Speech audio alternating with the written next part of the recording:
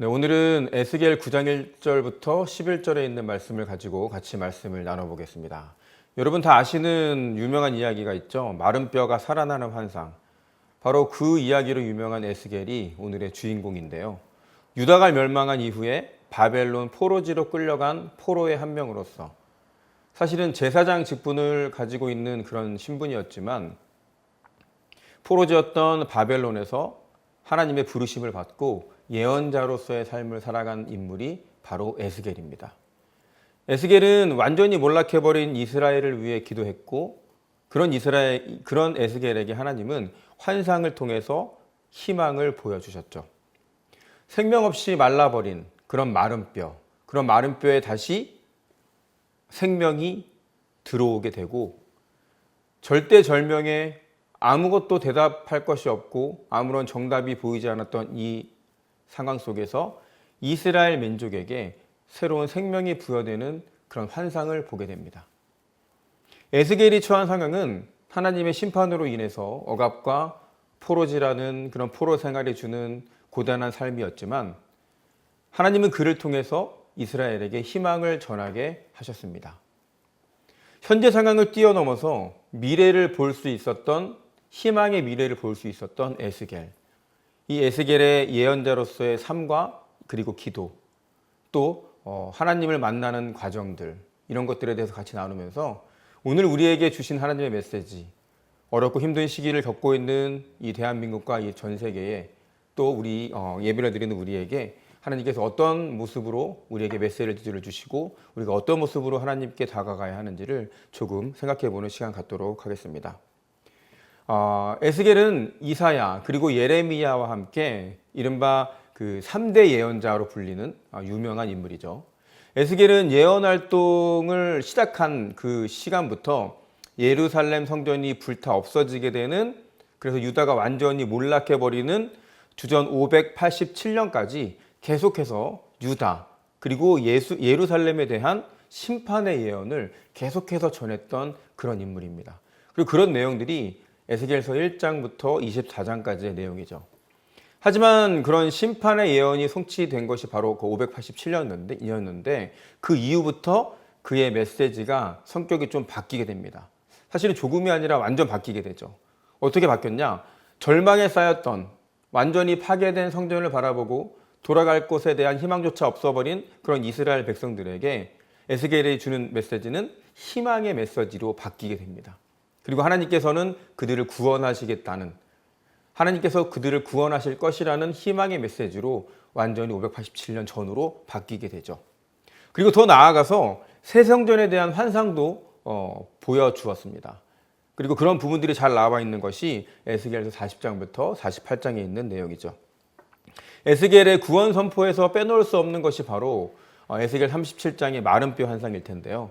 주전 593년 유다 백성들은 바벨론으로 끌려온 포로 신세였지만 사실은 그때까지만 해도 예루살렘의 성전은 남아 있어서 아주 건재한 상태로 남아 있었습니다.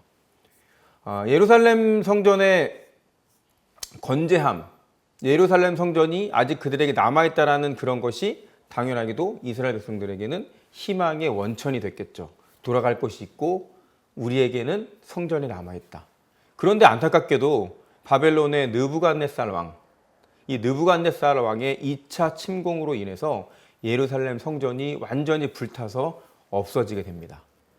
하나님 백성들의 마지막 어떤 희망, 이 마지막 희망마저 사라진 그런 현실이 이스라엘 백성들에게 얼마나 절망이 됐을지는 우리가 상상해 볼 수 있겠죠. 주전 587년의 이 충격적인 사건 이후 이제 이스라엘 백성들은 완전히 자포자기한 상태로 이제는 현실에 순응해 가고 희망 없는 나날들을 보내게 됩니다. 백성들의 탄식대로 그들의 상태는 어떻게 보면 마른 뼈와 같은 신세였겠죠. 하나의 희망도 찾아볼 수 없고 어떻게 보면 절대적인 절망에 가까운 것이 그들의 일상이었습니다. 그런데 이때 에스겔은 하나님의 권능에 이끌려서 환상을 보게 되죠.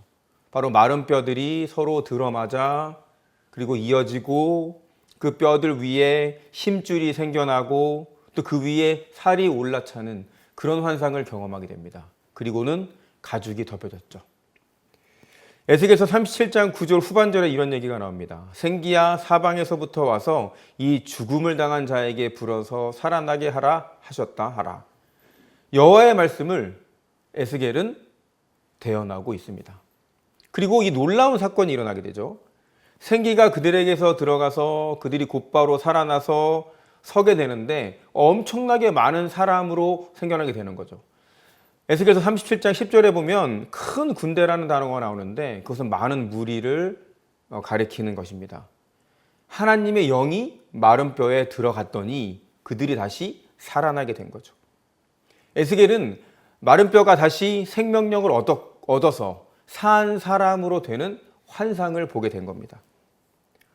사람의 눈으로 보면 마른 뼈는 그냥 아무것도 없는, 그죠? 죽은 것을 넘어서서 정말 전혀 생명이라고 느낄 수 없는 그런 것이었지만 그런 존재를 다시 살리신 것은 오직 야훼 하나님 뿐이셨습니다.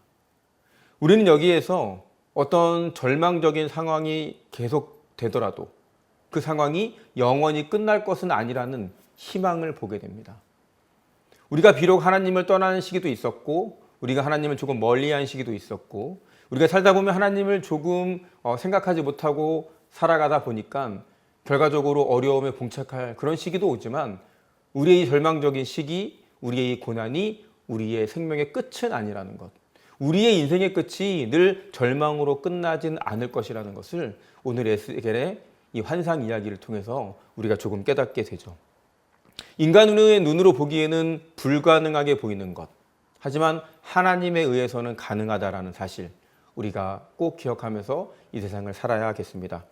죽음이라는 절대적 절망, 이런 절망조차 하나님의 영에 의하면 극복될 수 있다는 것. 에스겔은 그 시대의 절망에서 우리가 다시 희망을 보고 희망을 꿈꿀 수 있는 것, 그것은 바로 하나님의 영에 의해서 가능하다라는 것을 이 선포를 듣고 있는 이스라엘 백성과 오늘 우리에게 이야기하고 있습니다. 여러분, 우리가 살아가는 인생 속에서 마주하는 고난들, 잘못된 결정과 잘못된 욕망을 통해서 우리가 영위하고 있는 이 어려움들도 하나님이 모두 아시고 하나님의 능력을 통해서 이것을 희망으로 바꿔주실 수 있다는 그런 메시지를 우리가 듣게 됩니다.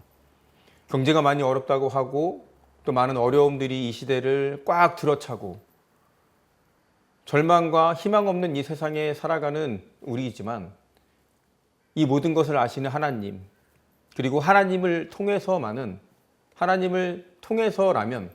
우리가 희망을 품고 절망을 희망으로 바꿀 수 있다는 그런 귀한 용기를 얻습니다. 여러분, 하나님께 기도하시고 하나님을 만나는 여러분의 삶이 되셔서 우리의 절망 가운데 희망을 보고 우리의 답 없는 이 인생이 정말 정답을 알아내는 귀한 역사가 일어나기를 주님의 이름으로 소망합니다. 그런 이스라엘의 기도가 9장 8절에서 처음으로 이스라엘의 그런 중보 기도를 우리가 접할 수가 있죠. 바로 오늘의 본문인데 에스겔 8장에서 11장에 있는 내용들은요, 남유다 예루살렘의 어떤 죄 그리고 심판에 대해서 에스겔이 본 환상을 기록한 부분입니다. 당시 예루살렘 성전은 우상 숭배의 온갖 온상이 되어버렸습니다. 많이 듣던 맥락들이죠. 본토 유다 백성들은 여호와께서 그들을 돌아보지 않으시고 유다 땅을 버리셨다 이미 라는 그런 절망감에 빠졌습니다. 그리고 이 절망감은 이내 하나님을 원망하는 원망으로 바뀌었죠. 에스겔서 8장 12절에 보면 이런 말이 나오잖아요. 같이 읽어볼까요? 또 내게 이르시되 인자야 이스라엘 족속의 장로들이 각각 그 우상의 방한 가운데 어두운 가운데에서 행하는 것을 내가 보았느냐. 그들이 이르기를 여호와께서 우리를 보지 아니하시며 여호와께서 이 땅을 버리셨다 하느니라. 급기야 이스라엘 백성들은 예루살렘 성전에서 태양신을 숭배하는 그런 추잡한 짓을 벌이고 맙니다. 에스겔서 8장 16절에 보면 제가 읽어볼게요. 이런 말이 있습니다. 그가 또 나를 데리고 여호와의 성전 안뜰에서 들어가시니라. 보라, 여호와의 성정 문 곧 현관과 제단 사이에서 약 25명이 여호와의 성전을 등지고 낯을 동쪽으로 향하여 동쪽 태양에게 예배하더라. 이스라엘 백성들은 성전에서 태양신을 숭배했죠.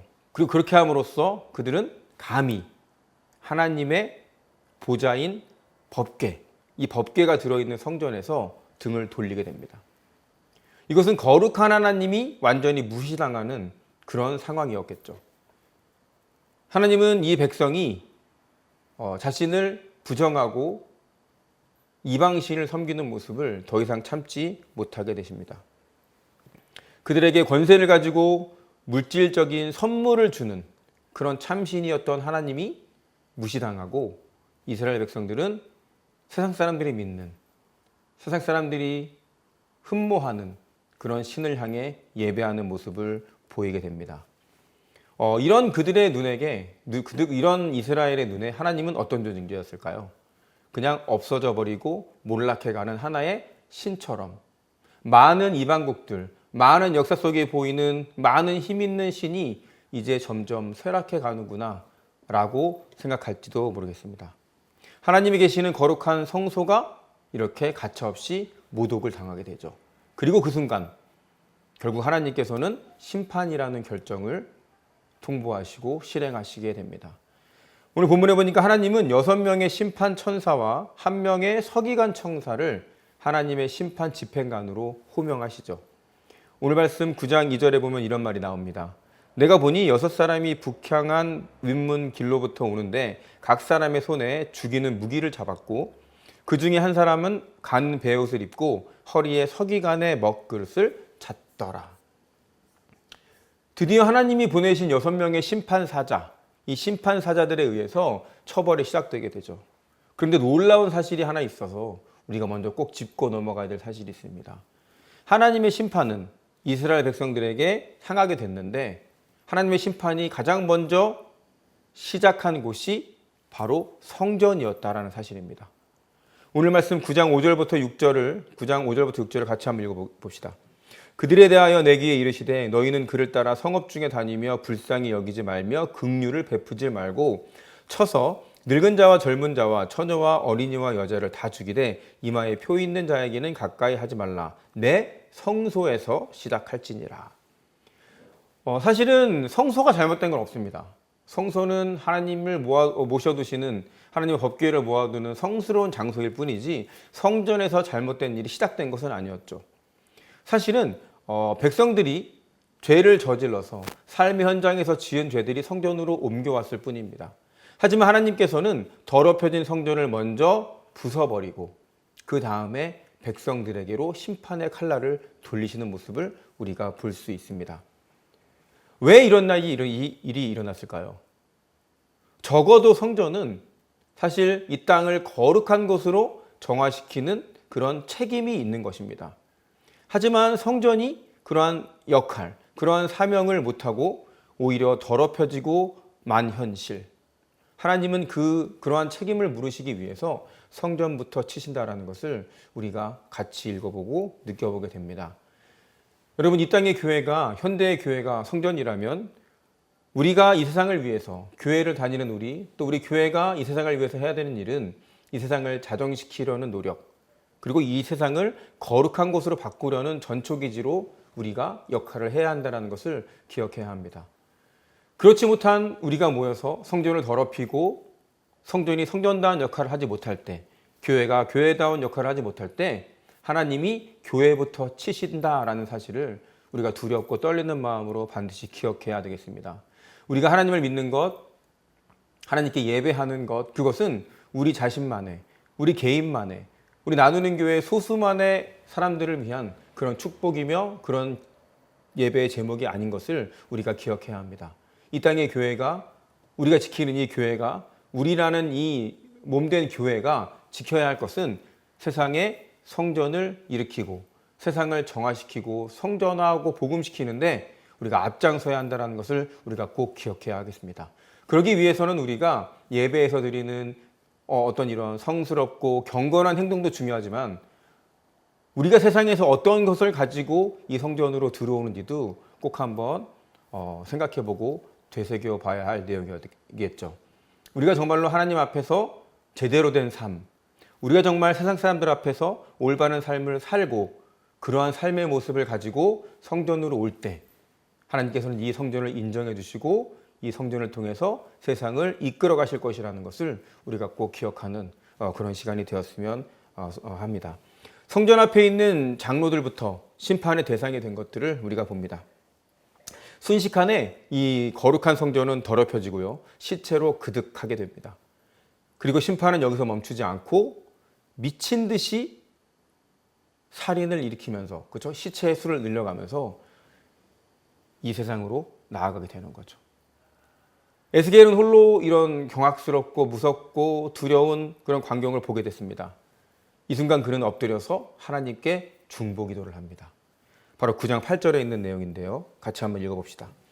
그들이 칠 때에 내가 홀로 있었는지라 엎드려 부르짖어 이르되 아하 주여 주 여호와여 예루살렘을 향하여 분노를 쏟으시오니 이스라엘의 남은 자를 모두 멸하려 하시나이까. 에스겔의 이런 기도, 하나님을 위한 그런 중보 기도를 하나님께 드리죠. 이런 기도에 하나님께서는 이스라엘에 대한 심판이 어쩔 수 없다라는 그런 불가피성을 설명해 주십니다. 앞서 말씀드린 것처럼, 앞서 언급된 것처럼 이스라엘 백성들은 하나님을 배반하고 종교적인 범죄를 저지르게 된 것이죠. 8장 17절에 이런 말이 나와 있습니다. 제가 읽어볼게요.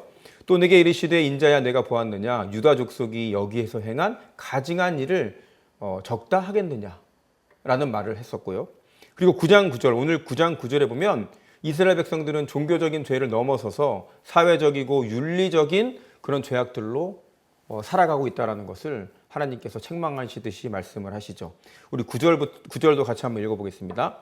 그가 내게 이르시되 이스라엘과 유다 족속의 죄악이 심히 중요하여 그 땅에 피가 가득하며 그 성읍에 불법이 찼나니 이는 그들이 이르기를 여호와께서 이 땅을 버리셨으며 여호와께서 보지 아니하신다 함이라.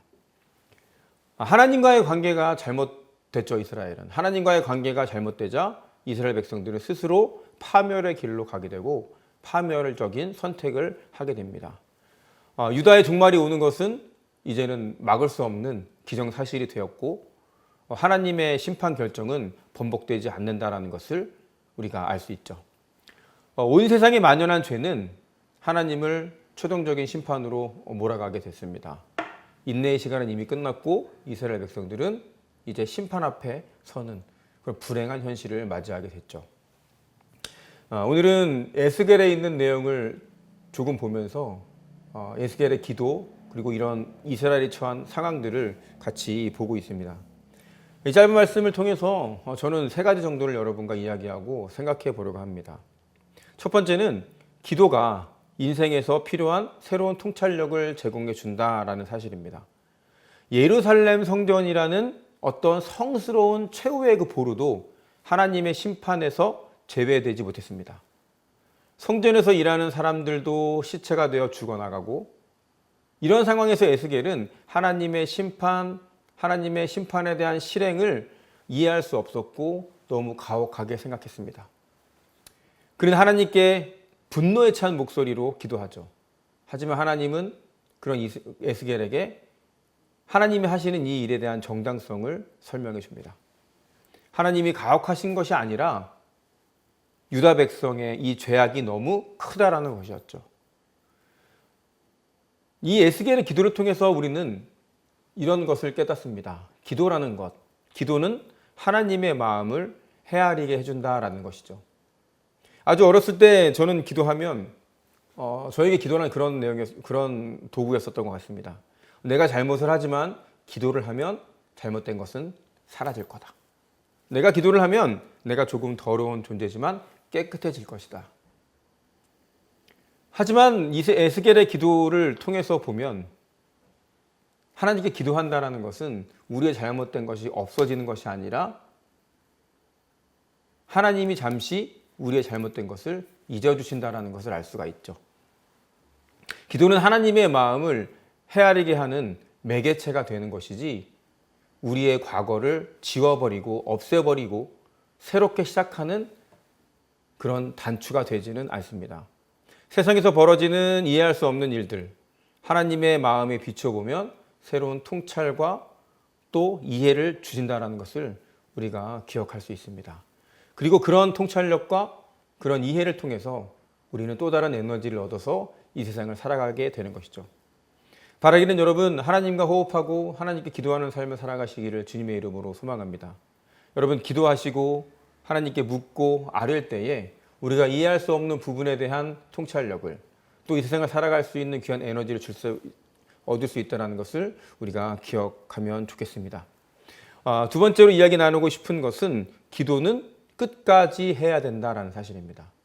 이 당연한 논리이고 사실 당연한 것인데 우리는 생각보다 자주 그리고 생각보다 여러 번 기도를 중간에 멈추는 그런 실수를 많이 저지릅니다. 때로는 내가 생각했던 바가 이루어진 것 같아서 때로는 여기까지 했으니까 된 것 같은데 이제 그만해도 되지 않을까라는 막연한 상상과 막연한 이해감을 가지고 때로는 우리 스스로 기도를 멈추기도 합니다. 하지만 오늘 말씀에 보면 마지막 순간까지도 최후의 순간까지도 기도했었던 에스겔을 통해서 기도는 정말 절망적인 상황이 정말 끝나버리고 우리의 선택권이 아무것도 없는 정말 어떻게도 이겨낼 수 없는 상황까지도 우리가 기도해야 된다는 것을 깨닫게 됩니다.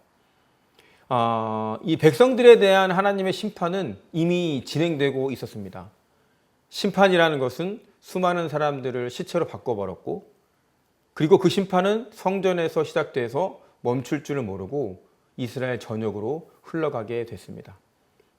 성읍의 한가운데까지 미친 이 하나님의 심판, 어떻게 보면 이 세상이 끝날 것 같고 이제는 더 이상 이 심판을 멈출 수가 없을 것 같은 그 순간에도 에스겔의 기도는 계속된다는 점.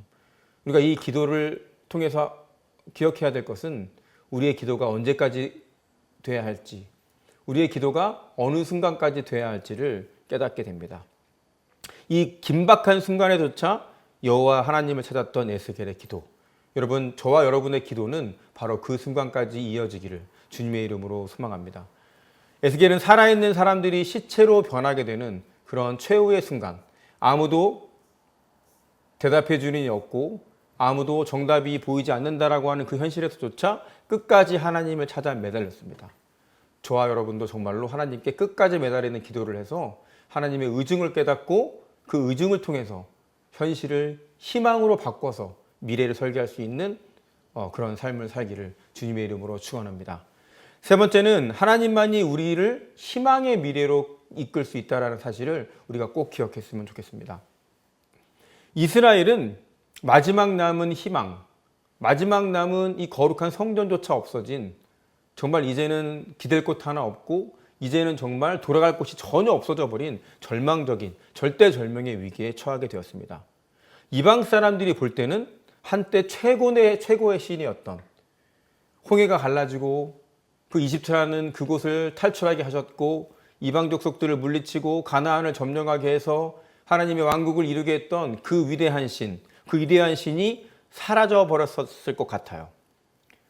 야훼 하나님을 모신 성전이 불탄 것을 보면서 이방인들은 그렇게 얘기했을 겁니다. 쯧쯧, 이제 여호와, 야훼라는 그 신은 사라졌어. 하지만 그런 모습을 볼 때 이스라엘 백성들이 가져야 할 그런 생각은 뭐였을까요? 아무리 세상 사람들이 그런 판단을 내리고 손가락질한다고 해도 그들의 아버지의 아버지가 믿었던 야훼 하나님을 믿고 신뢰했다면 마지막 순간까지도 하나님을 믿고 의지해야 했을 것입니다. 하지만 이스라엘 사람들은 그런 상황에 동조하고 자포자기하면서 하나님을 배반하고 성전을 더럽혔습니다. 본토에 남은 자나 또 포로에 끌려간 자나 모두 처한 현실은 최악을 넘어서서 한 줄기 빛조차 없는 그런 참담한 현실이었습니다. 하지만 그런 최악의 상황에서도 하나님은 에스겔에게 마른 뼈의 환상을 보여주셨다는 사실을 이스라엘 백성들은 조금 늦게 깨달은 것 같습니다. 에스겔을 통해서 이스라엘에게 희망을 전하게 하신 분, 바로 하나님이십니다. 희망을 전한 하나님. 우리가 비록 하나님의 어떤 심판, 또 우리의 잘못된 인생사를 통해서 최악의 상황에 있다 하더라도 하나님이 여전히 우리에게 들려주고 싶은 이야기는 희망이고 소망이다라는 것을 우리가 꼭 기억했으면 좋겠습니다. 여러분, 우리가 살아가다 보면 정말 그대로 답이 없는, 노답이란 말 많이 하잖아요. 답이 없는 현실에 마주할 때가 너무나 많습니다. 그리고 특히나 요즘 코로나 이후 일생활로 돌아온 지 이제 꽤나 됐지만, 정말 2년이 다 돼가지만, 요즘 자영업자분들이라든지 많은 그런 경제적인 지표들을 보면 코로나보다 더 심한 경기 침체가 오고 있다, 코로나보다 더 심각하다라고 이야기하면서 정말 세상에 살기 어렵다고 이야기합니다.